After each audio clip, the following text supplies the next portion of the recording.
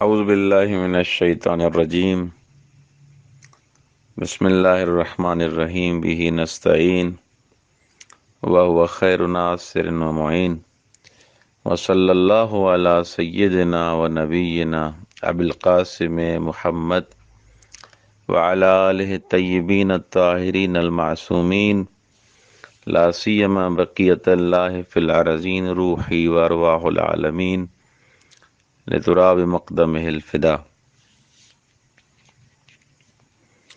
واسم وفعل ثم حرف هي الكلم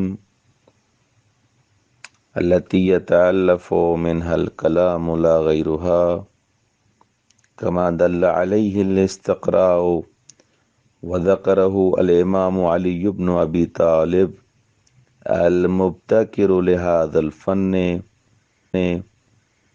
وعطف الناظم الحرف بالثم إشعارا بتراخي رتبته عما قبله لكونه فضلة دونهما. ثم الكلم على الصحيح اسم جنس جمعي واحده كلمة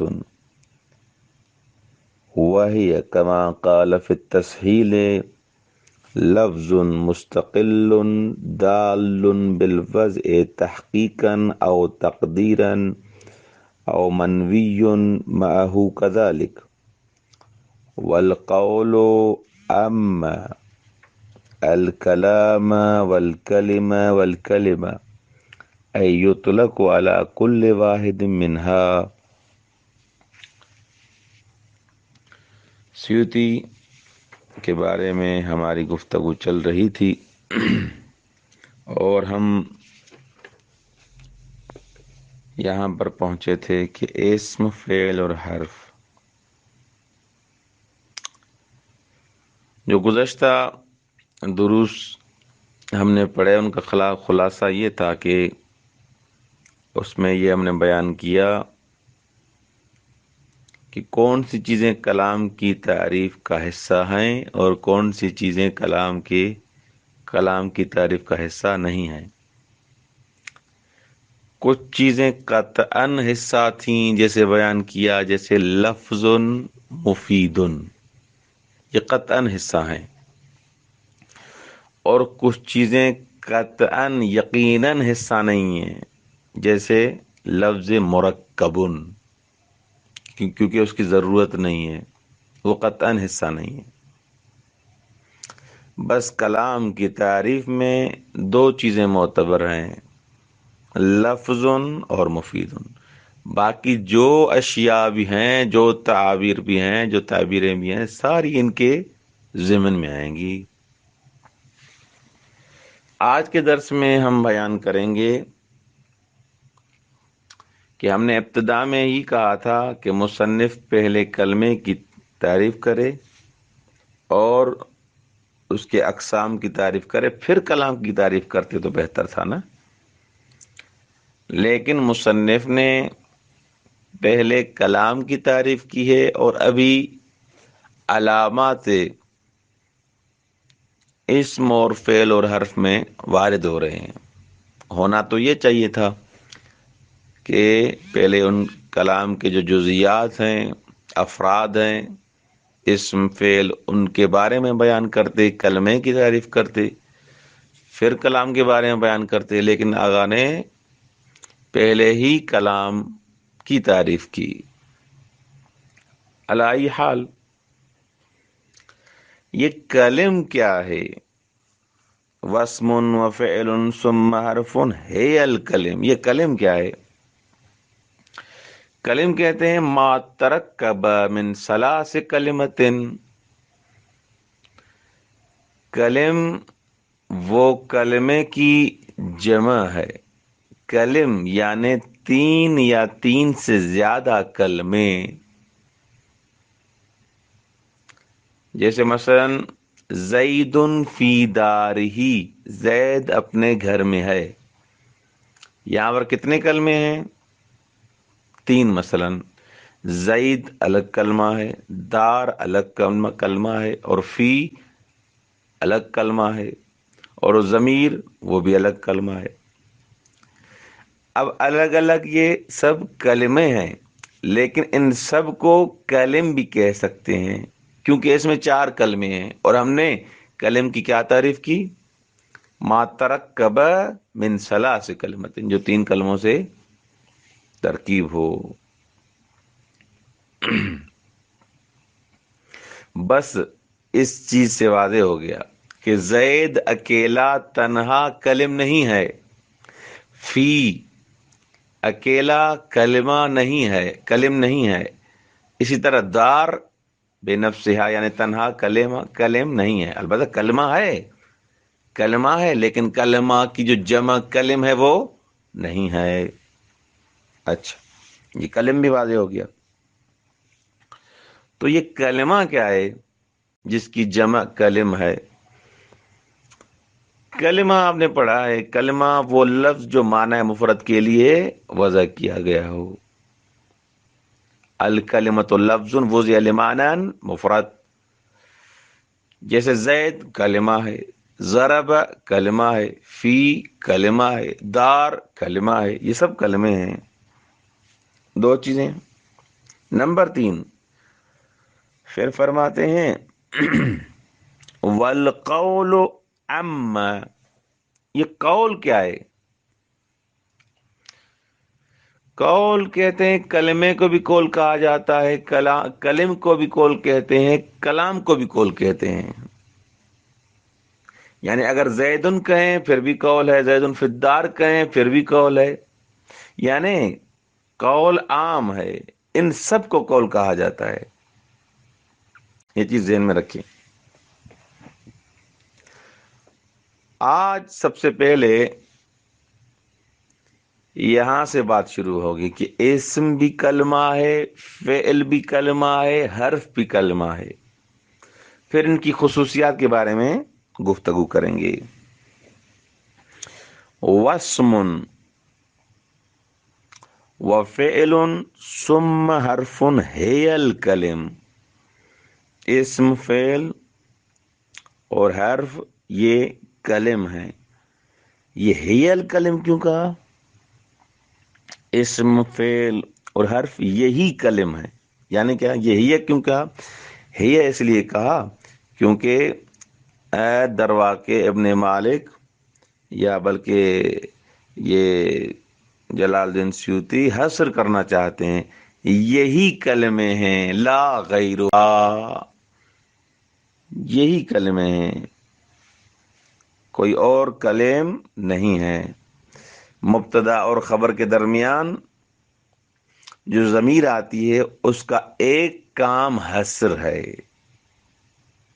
جیسے مثلا اگر کہا جائے زید ضارب، زید مارنے والا ہے، لیکن اگر یہیں پر کہیں زید ہو ضارب تو معنی کیا ہوگا؟ زید ہی مارنے والا ہے، زید ہی مارنے والا ہے، کوئی اور نہیں۔ واسم وفعل ثم حرف ہی الکلم، اسم، فعل اور حرف یہی کلمے ہیں بس۔ التی یتألف منها الکلام، جن سے کلام بنتا ہے، لا غیرہا، یہی کلم ہے، باقی کوئی غیر کلم نہیں ہے۔ یہ حصر کر دیا یہاں پر، جیسے کہا زید ہو ضارب یا زید ہو عالم، زید ہی عالم ہے مثلا، تو یہ حصر پر دلالت کر رہا ہے۔ کما دل علیہ الاستقراء، جیسے اس چیز پر دلیل استقراء موجود ہے، یعنی انہوں نے استقراء کیا ہے، اس سے ان کو یہ خبر ملی، اس نتیجے تک پہنچے ہیں کہ کلمے یہی ہیں۔ وَذَكَرَهُ الْإِمَامُ عَلِيُّ بْنُ أَبِي طَالِبٍ الْمُبْتَكِرُ لِهَذَا الْفَنِّ، اور درواقع کما دل علیہ جو کہہ رہے ہیں کہ علیہ کی ضمیر کہاں پر؟ پورے مطلب کی طرف پلٹ رہی ہے، اور امام علی ابن ابی طالب علیہ الصلوۃ والسلام نے بھی اسی کے بارے میں فرمایا ہے کہ کلمے کی 3 قسمیں ہیں. امام کی بات اس کے بارے میں کیسے؟ مولا، مبتکر اور مؤسس اس فن کے ہیں. اس فن کے مبتکر اور ایجاد کرنے والے مولا ہیں. المبتکر یعنی المخترع، یعنی اس علم نحو کے موجد، مخترع، اختراع کرنے والے مولا علی ابن ابی طالب علیہ الصلوۃ والسلام ہیں. جب وہ ہستی بتا دے کہ کلمے کی 3 قسمیں ہیں تو بس ختم. ان سے زیادہ کون جانتا ہے؟ المبتکر لہذا الفن. بس 2 دلیلیں ہو گئیں کلمے کی 3 قسموں پر. ایک دلیل استقرائی، نمبر 2 دلیل نقلی جو مولا علی ابن ابی طالب علیہ السلام نے بیان کیا کہ کلمے کی 3 قسمیں ہیں. وَأَطَفَ النَّاظِمُ الْحَرْفَ بِالثُّمَّ.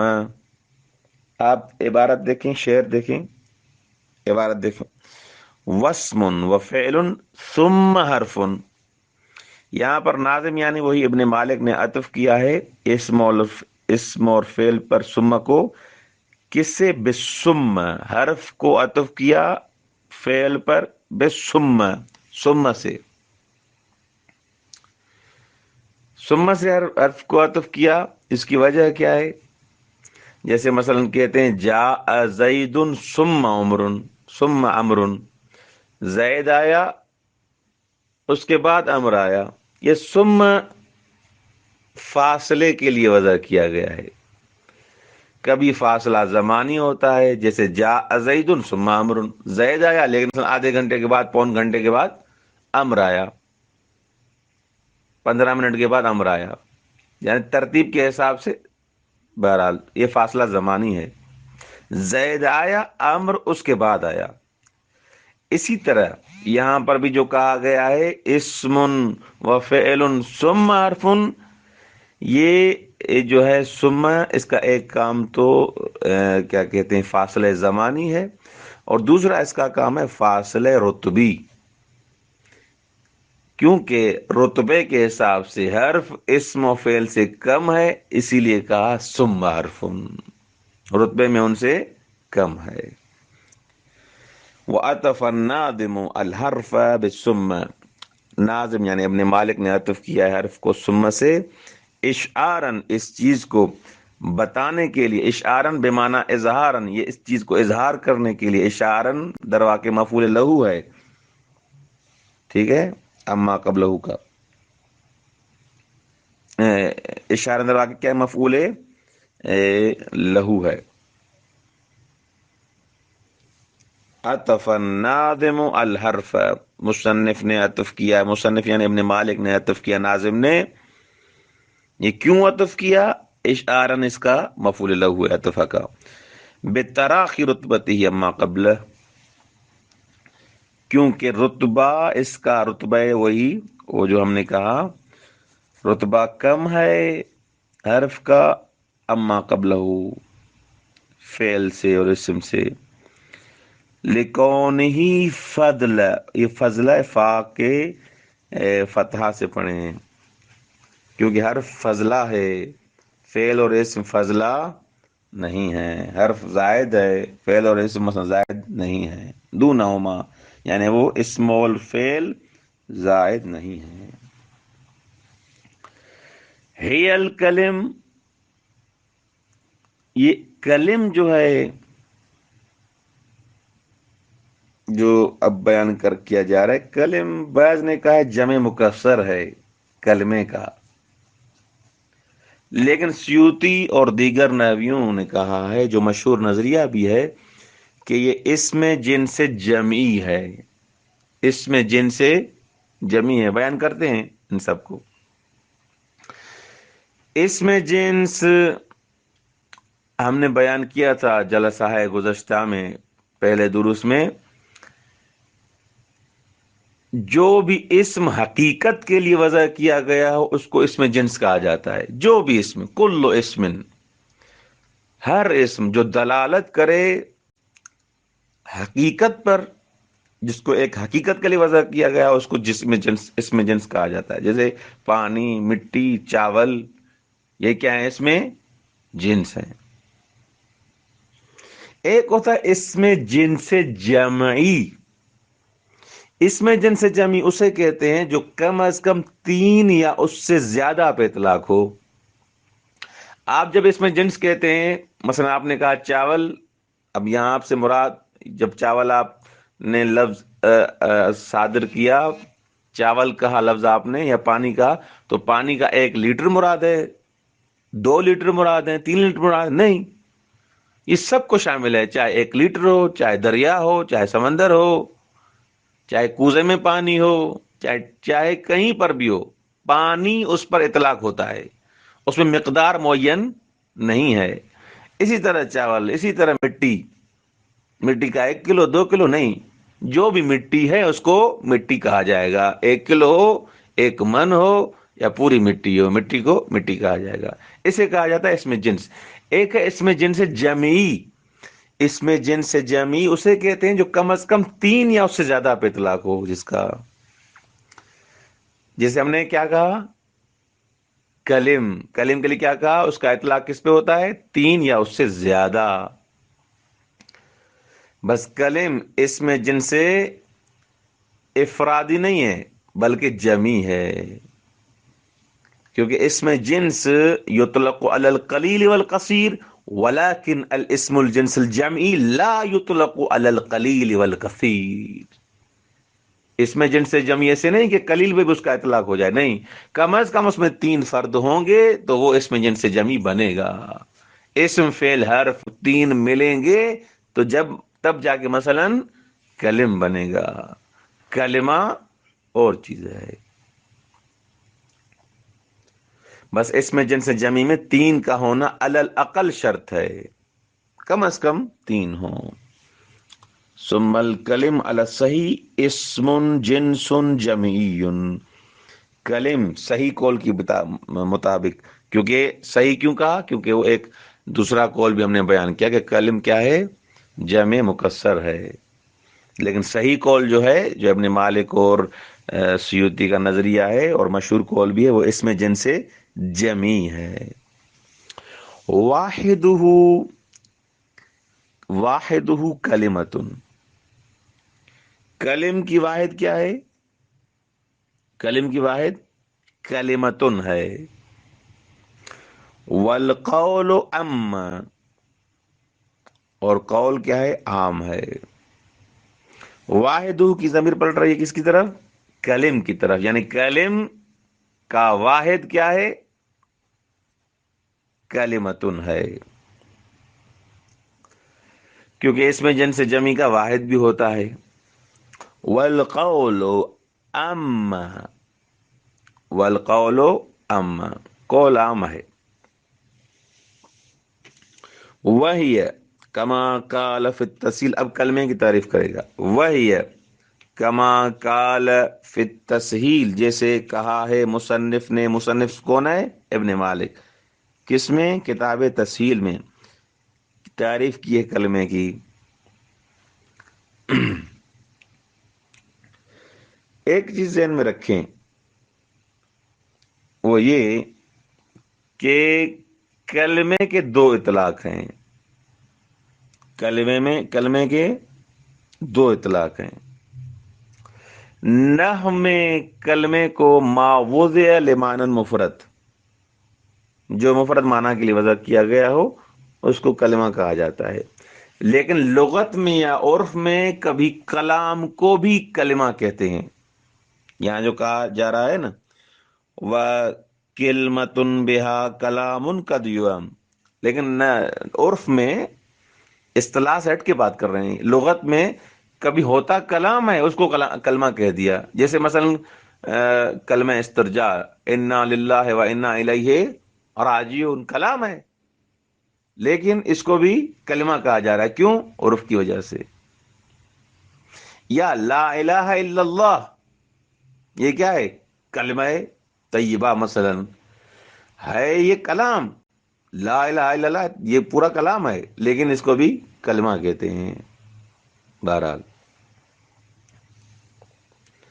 कलमे की तारीफ क्या है? लफ्ज اس لفظ مستقل یعنی ایسا لفظ جو مستقل ہو، جیسے زیدیون میں یا جو ہے یہ کلمہ ہے، زیدیون میں یا جو ہے یہ کلمہ ہے لیکن مستقل نہیں ہے. ضاربتن اس کے آخر میں جو تائے تانی سے لفظ ہے لیکن کلمہ نہیں ہے کیونکہ مستقل نہیں ہے، ضاربتن کے ساتھ چپکی ہوئی ہے. بخلاف اس میں ان مثالوں کے غلام و زیدن، غلام و زیدن میں غلام کلمہ ہے یا نہیں ہے؟ کلمہ ہے کیونکہ مستقل ہے، ولو ہی کہ اس کا تعلق ابھی اس جملے میں زید کے ساتھ ہے لیکن وہ مستقل ہے. یہ غلام زید کا جز نہیں ہے، نہیں زید غلام کا جز ہے. لیکن زیدیون میں یا زید کے ساتھ جو چپک گیا ہے اس کا جز بن گیا ہے. واحدہ کلمتن، کلم کی واحد کیا ہے؟ کلمہ کما قال فی التسہیل لفظ مستقل دال بالوضع. دال بالوضع یہ ایک قید ہے، دو قید نہیں ہے. ہر لفظ کلمہ نہیں ہے بلکہ دال بالوضع ہے. دال بالوضع سے خارج ہو گئے کون؟ محملات. جیسے دیز، دیز لفظ ہے یا نہیں ہے؟ لفظ ہے لیکن کلمہ نہیں ہے کیونکہ بالوضع وہ کیا ہے؟ محمل ہے، مستعمل نہیں ہے، لہذا اس کو کلمہ نہیں کہا جائے گا. لفظ مستقل دال بالوضع، ایسا لفظ مستقل جو دلالت کرے بالوضع. تو دیز نکل گیا، محملات خارج ہو گئے. اب آ رہے ہیں اس پر تحقیقاً او تقدیراً.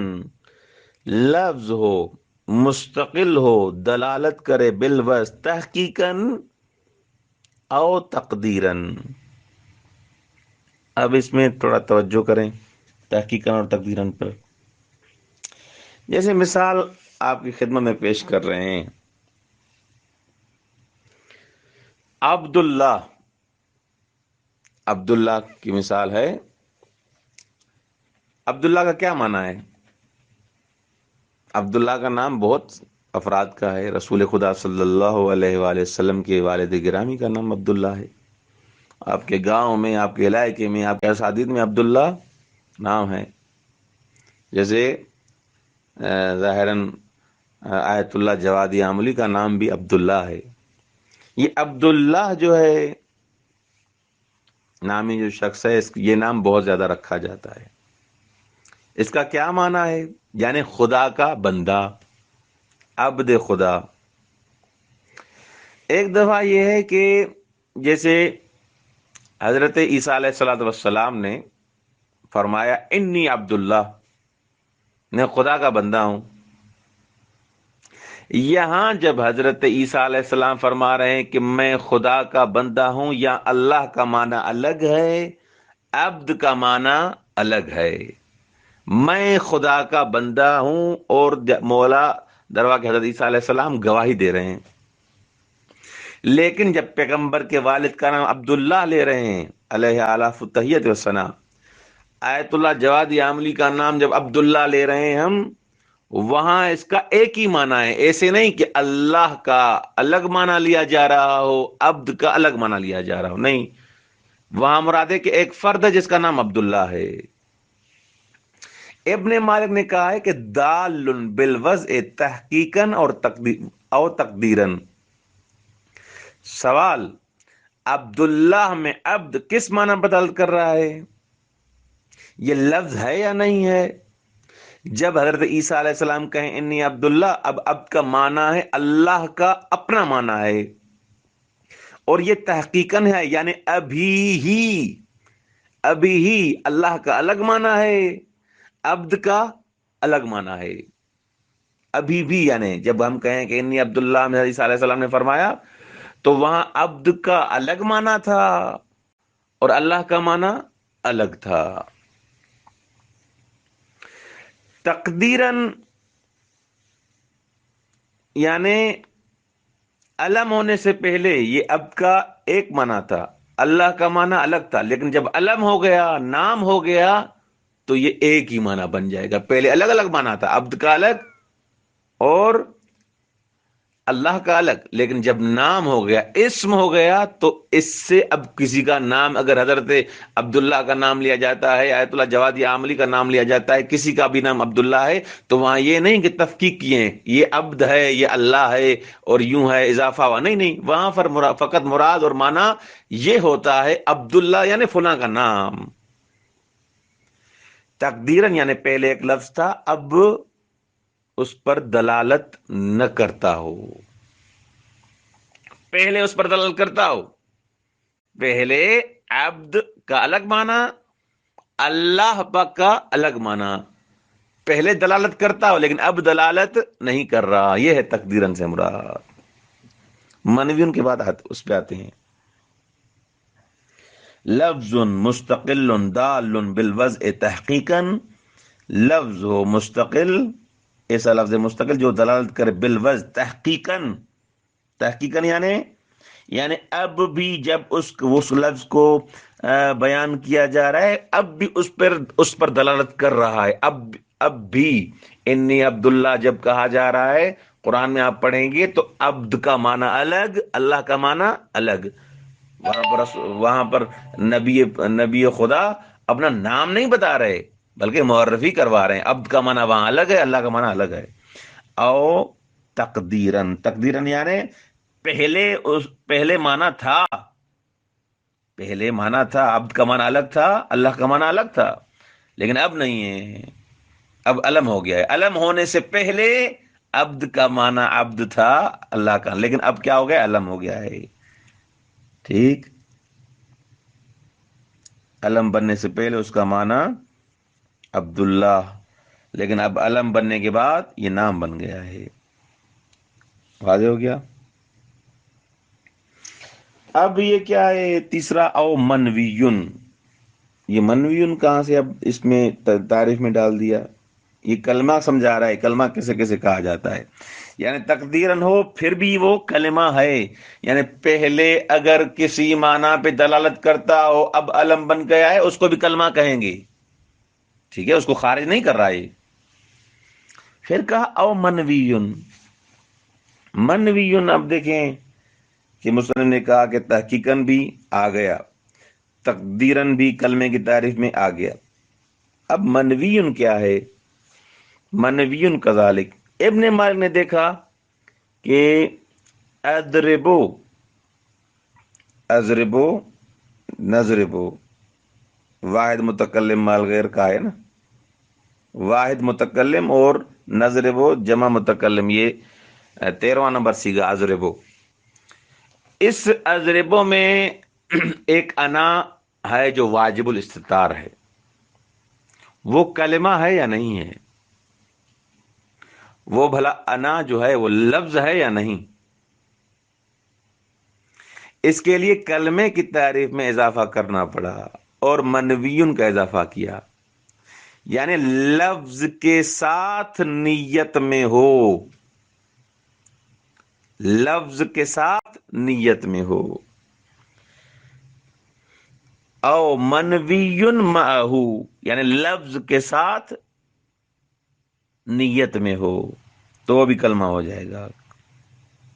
کذالک یعنی یعنی یہ منوی جو ہے مستقل ہو، یعنی انا جو اب اس میں اضربوں میں ہم پڑھ رہے ہیں یہ مستقل ہے غیر مستقل ہے؟ مستقل ہے، یہ مستقل ہے، تو لہذا اس کو بھی کلمہ کہا جائے گا۔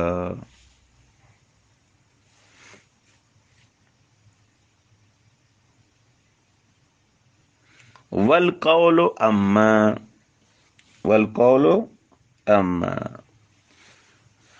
قول اما یعنی اے شامل، والقول اما الکلام والکلمہ والکلمۃ، قول شامل ہے، کلام کو بھی کہتے ہیں قول، کلم کو بھی کہتے ہیں، کلمے کو بھی کہتے ہیں، اے یطلق علی کل واحد منہا، یہ سائیں سب پر اس کا اطلاق ہوتا ہے، کلم پر، کلام پر، کلمے پر۔